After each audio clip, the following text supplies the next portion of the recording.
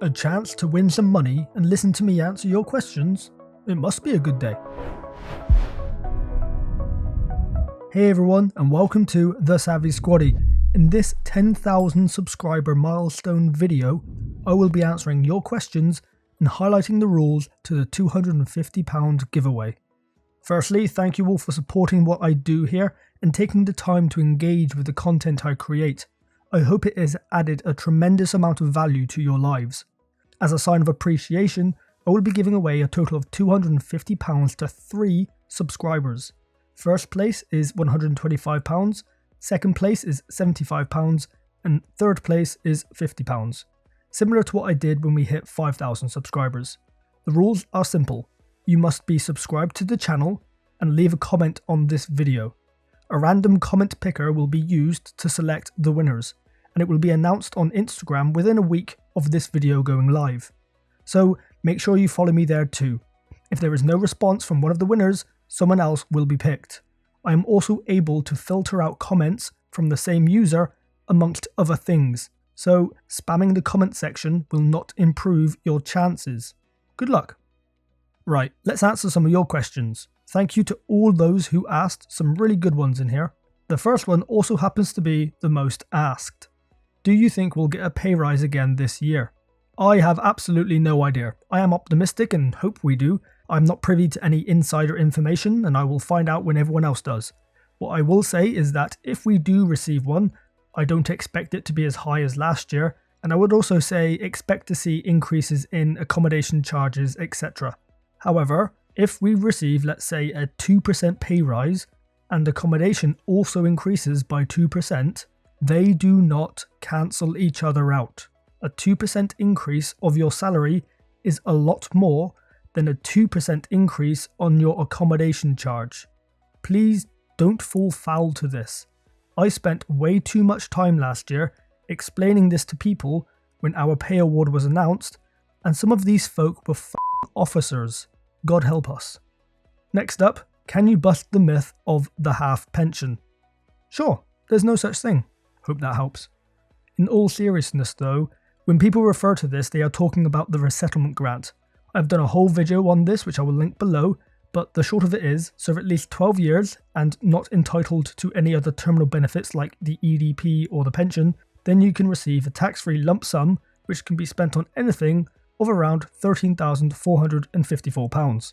Claiming the resettlement grant does not reduce the size of your pension pot, and it is also not half of your annual pension. I believe this is just a legacy term that hasn't died yet and has been lost in translation. Whilst we are on the topic, what's stopping me from doing 12 years, getting the resettlement grant when I leave, and then rejoining? Nothing is stopping you from doing that, but keep in mind that if you rejoin either the regulars or reserves, within 31 days, you must repay the grant. If you rejoin the regs and repay it, then you can claim it again if you don't become eligible for the EDP or immediate pension. If you join the reserves and repay it, then you will not be entitled to it again, as reserves are not eligible for the resettlement grant. However, if you rejoin after 31 days, you can keep the grant, but you will not be eligible for another one. Hopefully that makes sense. Have you received any negativity or banter from colleagues for doing this great work? No, at least not to my face. Everyone has been really supportive. My whole trade knows who I am, but then we are quite small, and my direct chain of command are aware, but the sentiment seems positive overall. I think it helps that I don't let this negatively impact my actual job or the output I deliver for my role. I will get the odd person who's been signposted my way to have a chat about their options going forward in life. Quite a few people have decided to stay in longer after those chats because they come to realise how much they'll lose out on by leaving before their EDP point, etc. To learn more about EDP, check out the video link below. But speaking of, do you lose your EDP if you become an LE officer? If you do lose it, what's the carrot? Nope, not that I'm aware of. Officers receive EDP just as other ranks do, and that wouldn't change if you went the LE route. Spending a few years as an LE though, will certainly help to increase the amount of EDP, that's for sure. Can we definitely use a SIPP and get tax relief? Yes, absolutely. If you are a basic rate taxpayer, then the relief is added automatically when you deposit into your SIPP.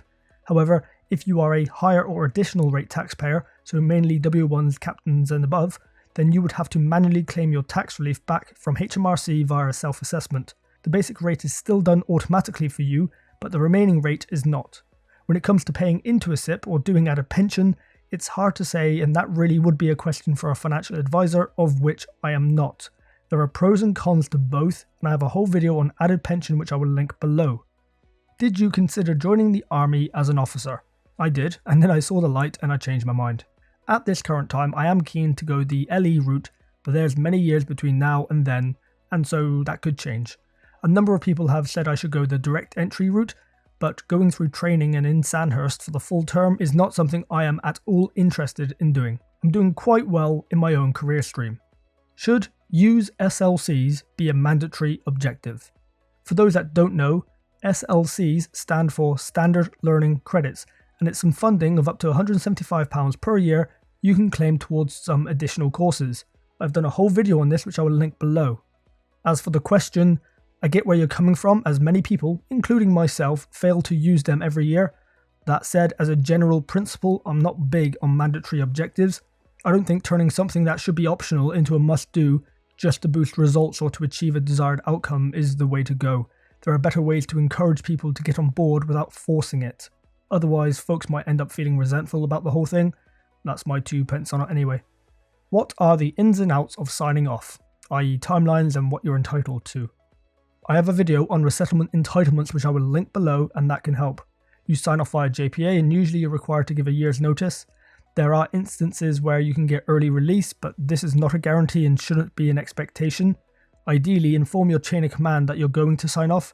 A bit jack really if the first time they become aware of it is via a JPA notification. What I would say is to give it some proper thought before going through with it. I don't try to intentionally make people stay in. If you want to leave, then leave. However, I just want people to make the best and most informed decision possible. The numbers don't lie, and very often people will be financially worse off, especially in the beginning, than if they were to stay in. Of course, there are many reasons for someone to leave, not just financial, but the decision should not be impulsive. You should absolutely have an exit plan, and your house should be in order before you leave. What is the best way to make use of the Army's financial aids and benefits? When using the many financial benefits of the military, then we do end up with a higher level of disposable income than our civilian counterparts, even if the salary is smaller. For example, a private on £25,200 living in the block with no dependents is better off than 60% of the UK population in terms of disposable income. In my view, and what I am doing is, using that extra disposable income to set yourself up for the future, and that is a great way to use the financial aids and benefits. I invest and save every month. At the rate I am going, I will not have to work again when I leave the forces at 43 years old. Work will become optional, and all from doing a 24-year career. That level of financial freedom is not attainable for most civvies, but it is to us, providing you are sensible and forward-looking. How much do I need to earn with a side hustle before I need an accountant? I can't really give you a number here as it depends. You ideally want to be earning enough to afford an accountant, but if you can do the tax returns etc. without them, then there may be no rush just yet. However, a great accountant could end up saving you money in the long run, as they can advise on the best tax efficient methods, keeping more money in your pocket. Knowing what you know now, what advice would you give younger you or soldiers just starting their career?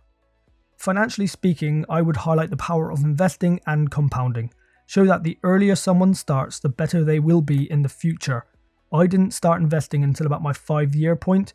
I recently did the math, and had I started when I joined, I would be approaching an investment portfolio size of £500,000 instead of £100,000. Crazy what a few years can do.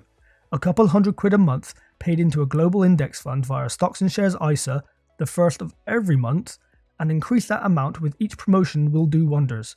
Just set it and forget it. Long-term time horizon. Get into the habit and soon you won't even notice it's gone. I wish I knew that when I had joined. What are your thoughts on the current stock market situation? It is a volatile, uncertain time at the moment, that's for sure. A lot of panic going around. Personally, I've continued to do what I've always done, invest at the start of each month, and I will continue to do so throughout this whole period and beyond. I am a long-term buy and hold investor. I have absolutely no idea how long this will go on for. No one can accurately predict that. But the everyday people that will do well here are the ones that do not try to time the market and those that keep their emotions in check, even if their portfolio is temporarily in the red. This is also why it's important to understand what you are invested in. If you lack a basic comprehension of the assets you hold, and then they dip and you sell, solidifying a loss, then that's on you. My money is split between a global index fund and just one individual company, which I know a lot about. That stock has dipped many times, my positions in them have fallen by thousands in the last few weeks, but because I understand the fundamentals of the company, I haven't sold. Instead, I've bought more as I see it as a discount. Future me will be very thankful. Listen to these wise words from Warren Buffett. Some people should not own stocks at all because they just get too upset with price fluctuations. If you're going to do dumb things because your stock goes down, you shouldn't own a stock at all. No, I mean, what are dumb things? Selling a stock because it goes selling down? a stock because it goes down. I mean, if you buy your house at $20,000 and somebody comes along the next day and says, I'll pay you 15, you don't sell it because the quote's 15. You look at the house or whatever it may be. But some people are not actually emotionally or psychologically fit to own stocks. But I think more of them would be if you get educated on what you're really buying, which is part of a business. And the longer you hold stocks, the less risky they become. Whereas the longer the maturity of a bond, the more risky it becomes. Hardest challenge so far in the army.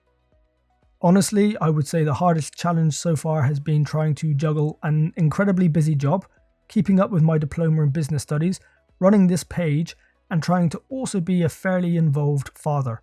I've done 10.5 years, and the last few months have been the most challenging by far. Why is it that the organisation never takes the time to explain the things you do in depth? There are a multitude of reasons why. The biggest one, I think, is just limited resources. There is just no team whose specific function it is to explain these things to a wide audience. Even if there was, from my experience working in comms, their hands would be tied by so much red tape, it would become too much of a hindrance to make effective and engaging content. The Savvy Squaddie exists because I am willing to sacrifice my evenings, weekends, and leave to create these in-depth videos for you. This is not my job. I am not paid to do this. The little money I do make is from YouTube and your generous donations. Because I only use public information in my free time, I am not bound by the same red tape. This allows for much more creative freedom, which in turn makes my content more authentic, approachable, and impactful. Something I don't think an internal comms piece could achieve on the same topic. So they probably prioritize their resources to things that will have a greater effect. And the final question, how do you support your own mental health? A really good question, and some of you might not like what I'm about to say. Short answer is, I don't really support it, nor do I prioritize it. Something Jimmy Donaldson, aka Mr. Beast, said on the Diary of the CEO podcast really resonated with me. Here's the problem, it's if my mental health was a priority, I wouldn't be as successful as I am. I mean, and that's just like a sad fact. Now, I'm in no way as big or successful as Jimmy, but the sentiment is the same. If I focused more on my mental health, then the reality is that this resource, which helps thousands of serving personnel, wouldn't exist. Financial struggles fuel poor mental health for many, and I am able to do my small part to change that. So, a shadow on my mind is a small price to pay for the light it brings to others. Not sure who said that, but it sums up how I view my own mental health. Bit of a somber way to end this video, but we'll end it there nonetheless. Thank you to all those that submitted questions. That was just a handful of the ones I received. I've never had that many before. Don't forget, if you want to be in for a chance to win one of those 3 prizes, make sure you subscribe and leave just one comment below. I will update the video description and pinned comment once the competition has closed. Make sure to follow me on Instagram to see who won. Thank you again for the continued support. I greatly appreciate it. Thank you all for watching. If you liked what you just saw, please hit the subscribe button up there. And if you want to see some more videos, click over there. See you soon.